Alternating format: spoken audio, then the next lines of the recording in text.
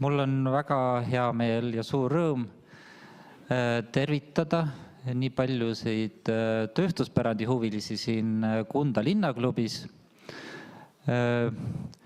Tänane seminar toimub ICOMOS-i giidi all Värskem pärand. Ja põhjus, miks me valisime Kunda, on muidugi ilmselge, et Kunda on üks Eesti tööstuspärandi hälle, kus on veel tegelikult töötav tööstus ja selle koha ajalugu identiteet on sügavalt seotud selle tööstusega ja sellega, mida siin on toodetud üle 150 aasta.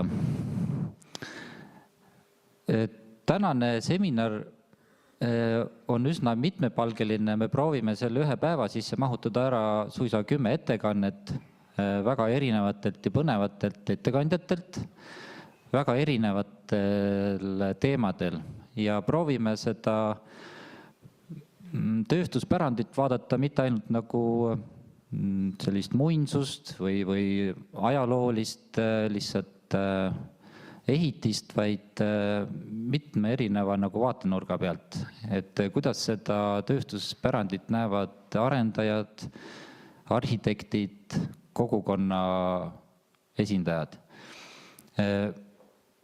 Aga avasõnadeks, nüüd ma jäin natukene lobisema, avasõnadeks annan mikrofoni üle Ave Paulusele, ICOMOS Eesti presidendile ja Uno Trummile, kes on siis Virumaa muuseumite vanemteadur. Palun.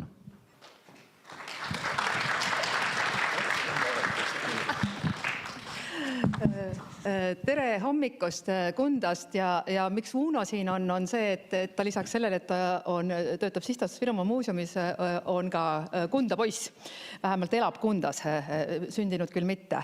Ja alati Päästkem pärand või ICOMOS ürituste sarja raames on meil avasõnade ütlejateks olnud kohalikud ja Uno Trumm esindab kohalikke siin.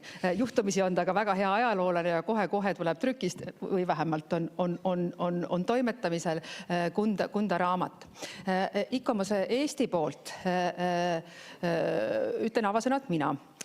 Ja ICOMOS tegeleb kultuuripärandi kaitse ja mõtestamisega juba üle 60 aasta ja just nende avasõnade tarvis tuli mul meelde üks värske harta. See on Gunma harta, mis on eelmine aasta Jaapanis vastu võetud ICOMOS Jaapani ja väga paljude osapoolte koostöös ja mis reflekteerib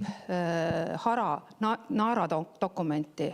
Et kui me kõik üsna paljud pärandi ja arhitektuuriga tegelevad inimesed teavad Veneetsia hartat, et siis Nara dokument ütleb, et pärand ei ole mitte ainult materiaalne, vaid sellega seotud vaimse ja traditsioonid ja Gunma harta, mis on võetud vastu Gunma siiditööstuse maailmapärandi linnas, ütleb, et pärand on ökosüsteem. Pärand on ökosüsteem, mis on sellega seotud pärandi kogukondadega, sellega seotud tegevustega ja laiemalt tema mõjualaga, sidemetega, alates siis tööstuspärandi puhul, alates siis ressursist ja tootmisest kuni kaubandusvõrgustikeni. Et seda on eriti hea praegu öelda siin Kundas, sellepärast, et see Kunda võrgustik tema hiilge ajal oli meeletu ja ma loodan, et Uno Trumm räägib sellest, et kui Henri võiks tööstuspärandist rääkida lõputult, aga millegipärast pean mina siin ütlema 2 sõna, et praegu tööstuspärand, ja seda me näeme ka siin saalis, on väga keerulises olukorras. Tööstuspärand on üldse väga keeruline, üks keerulisemaid pärandiliike üldse. Ühelt poolt sellest tema funktsionaalsusest tulemalt, tema sidemete tõttu, tema sotsiaalse võrgustiku tõttu, mis industriaalrevolutsiooni järgselt, kui see süsteem enam ei toimi, siis toimub selle kollaps ja me peame leidma uusi lahendusi, mis seda süsteemi elus hoiavad. Teiselt poolt paluti mul rääkida tema tööstuspärandi kinnisvara väärtusest ja kõikvõimalik tööstus, alates minu enda lemmikutest, pisikestest traditsioonilistest vesiveskitest. Veski ise on nagu veega seotud sõna, mida ma olen igal pool Euroopas ja maailmas jõgede ja veekogude kõrval vaikselt toimivana selle sama olemasoleva loodusliku ökosüsteemi osana või loodus- ja inimese ökosüsteemi osana, et siis suuremad tööstused ka asuvad vee ääres, sellepärast, et selleks on vaja ressurssi ja selleks on vaja energiat ja need kaks asja on veega seotud ja kui me praegu mõtleme mahajäetud tööstusi, siis nad kõik kenasti asuvad vee ääres ja nad on suured mahud ja enamasti, vähemalt väljaspoolt linnasid ja asulad, ei ole võimalik suuri ehitusmahtusid tekitada ranna ja kalda ehituskeeluvööndisse. Nii et oma loomult asuvana vee ääres on neil sellisena tugev kinnisvaraväärtus. Nüüd on ise küsimus see, et tegemist on suurte mahtudega ja kuidas seda ümber mängida ja tänane arutelu ja tänased ettekanded just käsitlevadki häid näiteid ja probleemkohti selles vallas, nii et ma ootan väga tänast päeva ja aplodeerin juba ette kõigile esinejatele ja osalejatele. Aga nüüd Kunda ökosüsteemist. Nojah, ma ei tea, kas ma nüüd päris ökosüsteemist räägin. Ave ütles, et kohalik poiss ja vähemasti praegu elab Kundas. Ma pean ütlema, et mu vanemate kodu on Kunda jõe lätete peal.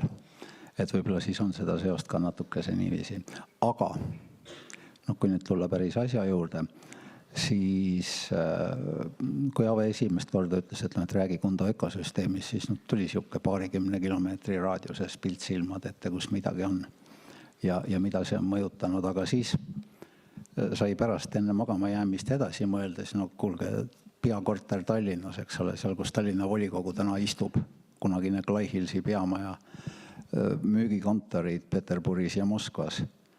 Ja siis need lõputud ajalehekuulutused, kus anti teada, et Kunda tsemendivabrik värbab töölisi Novorossijski tsemendivabrikusse Musta mere äärde.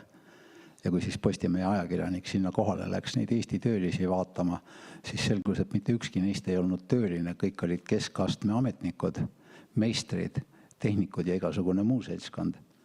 Ja kuna need Kunda vabriku juhid, kes alustasid 1871, läksid laiali üle terve Venemaa, asutasid seal kõik mõeldavaid tsemendivabrikuid, käisid kõik kordamööda läbi sealt Novorossijskist, mis oli Venemaa kõige suurem ja võimsam ettevõte üldse tsemenditööstuse valdkonnas.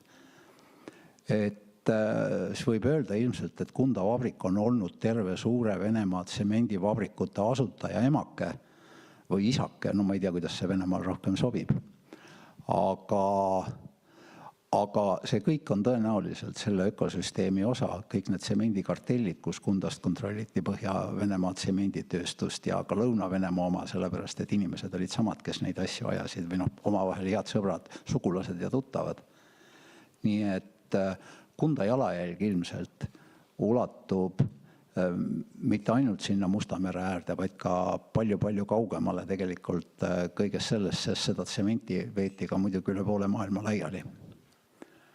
Üks pisikene märkus tagasi lähema 20-30 kilomeetri juurde, et nii Käsmu kui randade laevaomanikud vedasid Kunda tsementi ja neil olid väga suured lepingud. Näiteks Daniel Rommi laev oli just sellepärast nii palju, et tal oli töövõtuleping ka Kunda tehasega. Ja muidugi ei oleks ilmselt Eestil olnudki võib-olla põlevkivitööstust, kui Kunda tsemendivabrikul ei oleks olnud 20. aastate alguses vaja küttematerjali. Nii et tänu sellele me saime, et Kunda vabrik esitas suured tellimused, seda hakati kohe kaevandama ja siis selgus, et see kõlbab igale poole mujale ka. Kunda üritas vahepeal ennast kütta turbaga. Pidi olema ka väga hea materjal, ainult et seda saab ainult suvel.